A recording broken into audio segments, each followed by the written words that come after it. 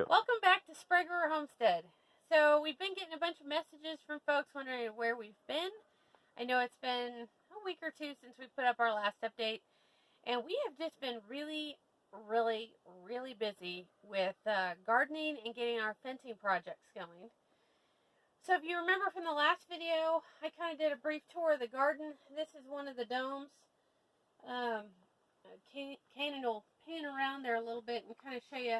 We did get some confirmation that the big squash plants are zucchini, like I thought they were. The ones in the other greenhouse also are zucchini. Peppers are doing good. Tomatillos are doing good. We've gotten our first tomato and had it on some homemade burgers, which was awesome.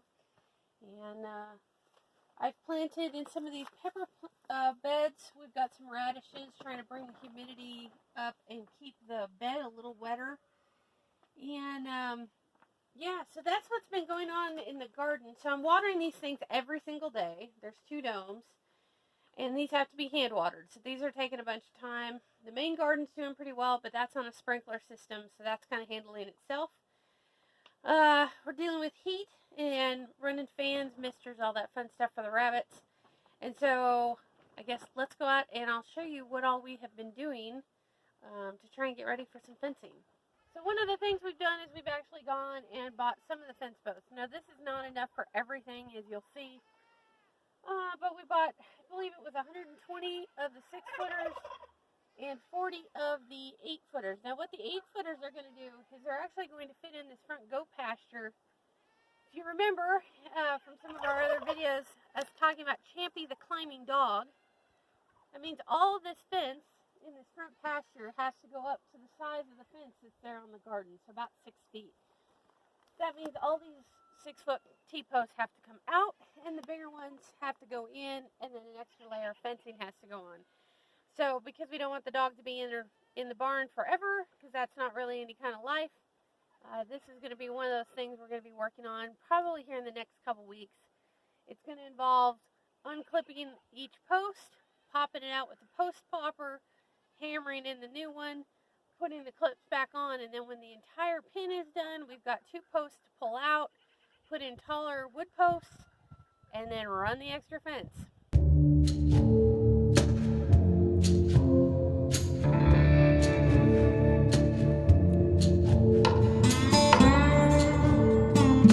Alright, so this is the back fence line of the main 20 that we live on. You can kind of see I have been cleaning off sagebrush. There's, of course, some on the other side of the fence that still has to be done. That requires me to go out in the gate, come around with the Bobcat to the other side. So all of this is being done because, as you can kind of see, the fence is barbed wire. And, of course, we raise goats, so that doesn't really work. So we have to clean out the fence lines to be able to put netting fence over the top of the barbed wire. We're not actually going to take the barbed wire off. It's pretty tight. It's pretty new still. So mostly what we're trying to do is just get the netting put over it. The spacing is a little wide, but like I said, the barbed wire is pretty tight, so we're going to try and see if we can just get it to kind of tighten up over the barbed wire enough to tie off. In places that it's overspanned, like really overspanned, we'll probably come in and put some extra posts. Now the entire back line is like 670 feet, give or take.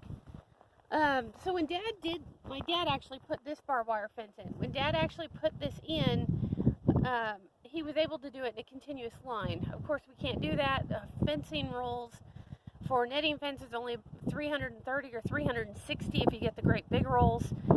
So we're going to have to push the fence back in places and actually come in and pull some posts and drill some holes for wooden posts. What we're going to try and do is roughly about 325 feet, 320. That way when we bring our 2 rolls together, when you tighten them up, we can kind of pull them to the wooden posts and attach them there. That just makes the joint a little tighter anyway. So we'll have to be doing that. Now on the longer sides, we'll kind of show you that.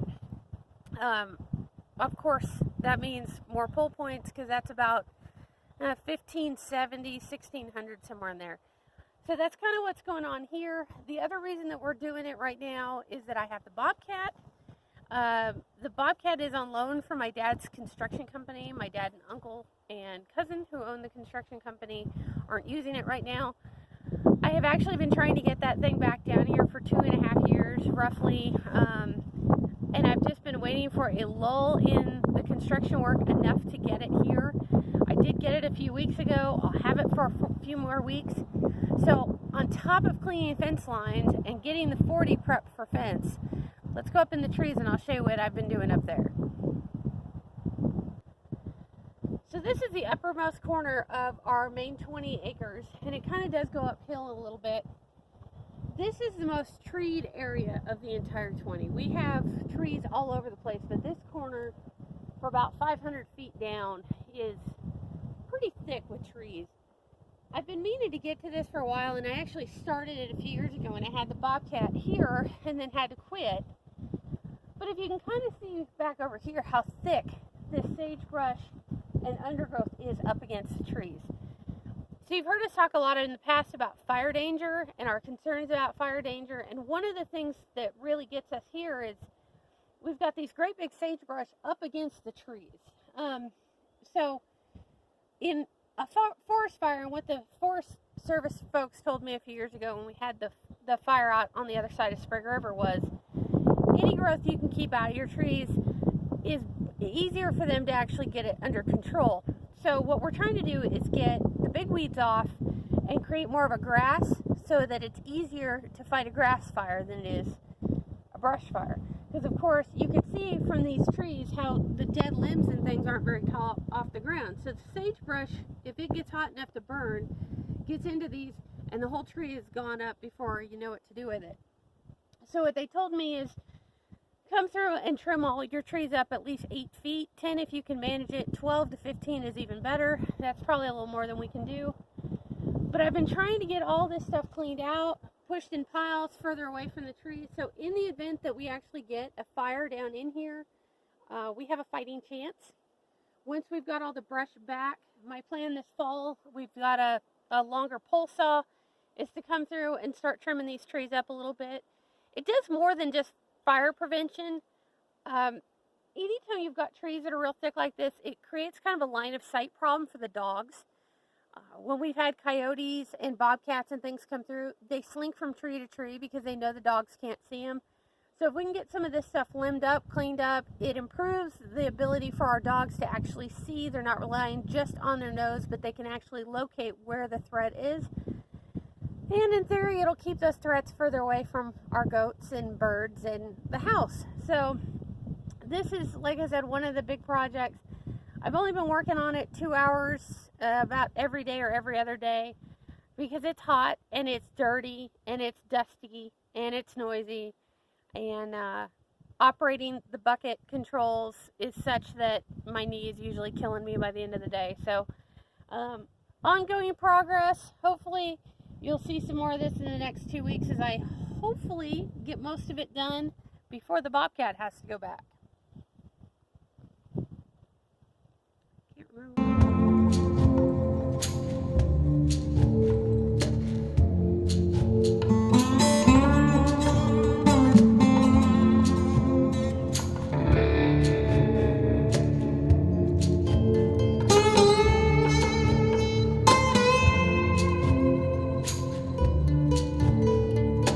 Alright, so we just kind of showed you a little bit of fence line. Now we're going to take you up to across the valley and up to the very backside of our property. So this is the very backside of our 100 acres that we're working on. We'll do a little stop motion or a quick motion here in rapid clip, but it's nice. It goes down through the valley, up the hill, and gets to the very top corner of our property.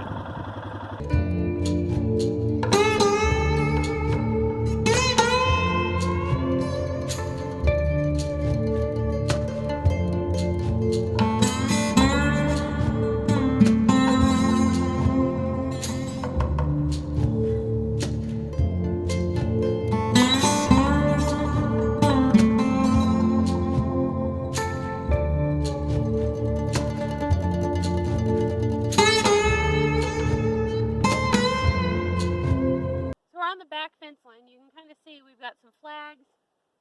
You can kind of see them heading that way.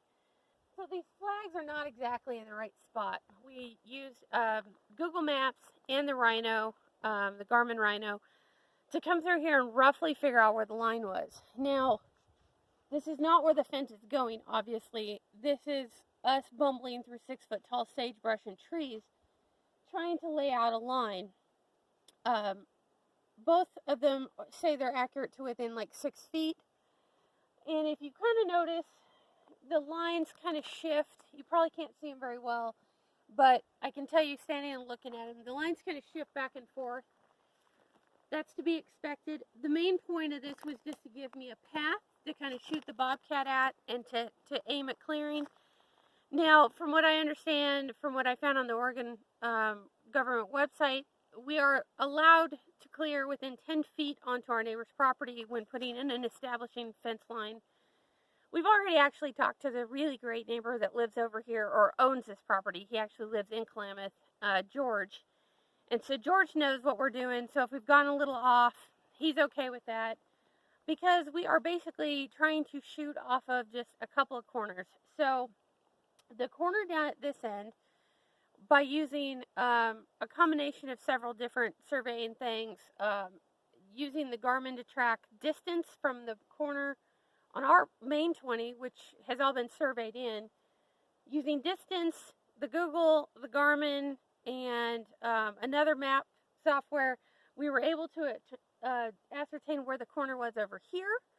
The corner down at the far end has also been surveyed in by another neighbor, so we know where that corner is. So we have had George out. He has agreed with us that is where the corner is. He's comfortable with where we're putting it. So we used that as our starting point. We plotted it through with the equipment to kind of give us an idea. Now that that's done, we'll be bringing up chainsaws, clearing up some of these trees. Kanan can probably show you this juniper, and there's another juniper down the way that's kind of in the way of line of sight. So we'll be limbing up the trees on the fence side, and then we'll be coming back through with a rifle scope and probably 2 phones or 2 walkie-talkies to kind of do the left, right, in, out, and reflag as we go. Once we feel like we've got the flags pretty much in a line, then we'll go ahead and string and we'll start putting fence posts. So there's probably going to be 2 or 3 more steps before we can get everything done up here. And of course, once the posts are in, then we've got to bring the tractor up that great big hill, drill out some posts for the wooden posts. We're going to put a couple of pull points in along this one. We've got the corner, and then once all that's done, then we can come through and string all the barbed wire. Luckily, the barbed wire should be one of the faster parts. We're probably only going to do 4 or 5 strands, but we are going to put our fence posts at about 10 feet up here, 10 feet apart, to try and keep the range cows out. So that is the main point of why we're doing all this, is mostly to keep the range cows out. And if you've watched any of our videos, you know we've had ongoing problems with the neighbors letting their horses into our hayfield. So that is why fencing has become such a priority for us. Whether this all gets done this year, I don't know, but that is the goal. The 2 big goals, goats and this, and the fence between us and the neighbor, and that may be a wrap for 2019. All right, so I had Nikki stop because I wanted to kind of show you guys this view. This is one of my favorite parts of our property. And we've told you before that homesteading is not my shtick kind of deal, that Nikki loves it way more than I do. But this is one of the things that I've really enjoyed about this property. So this foreground here, this has all been sprayed by our neighbor. And it's actually a gas pipeline. So if you look down in there, if I zoom in, you can kind of see that orange down in there. That is a marker for the pipeline. So it's cleared all the way out. That's why there's no trees that way. But the thing I really love about this view is that you can kind of just see how open this back property is if I continue to walk down. This is our hay meadow we've talked about and shown before, and it's kind of browning out now, so it's not as pretty. But I tell you, come like March, April, when really the weather breaks for the year, this is just my favorite part of the property. It's just so lush back here. It's all well grown in. It's so green during the springtime. And it's so peaceful. Even when the neighbor has been in here, I tell you, it's just so peaceful to stand here and just enjoy the quiet of the Oregon backwoods down in here. So my favorite part One of my favorite parts, at least, is just back down here. Alright guys, so we're back at the house, and I'll finish up with this. Gardening and fencing is obviously what we've been doing lately, but I'll finish up with a lot of cute kittens. So we've mentioned before that we've had a little bit of explosion of cats. So if you guys need a pet or a barn cat or a couple like that, we do have some available. They're about a month old, so they'll be roughly about 4 or 5 weeks away from being available, but I've got all kinds of colors. You can see some whites here that's kind of Siamese. I've got gray, tabbies, blacks, orange, you name it. I've got the rainbow of cat colors available. So just let me know. I've got males, females, it doesn't matter. And they're going to be free. I just want them to go to a nice, good home that will give them a little bit of, thank you. You're staying, you're mean. But just give them a good home. That's all I care. So with that, we'll end for this week. Gardening, fencing, and anything else? Nothing? And Nikki's tagline is, happy homesteading. See you next time.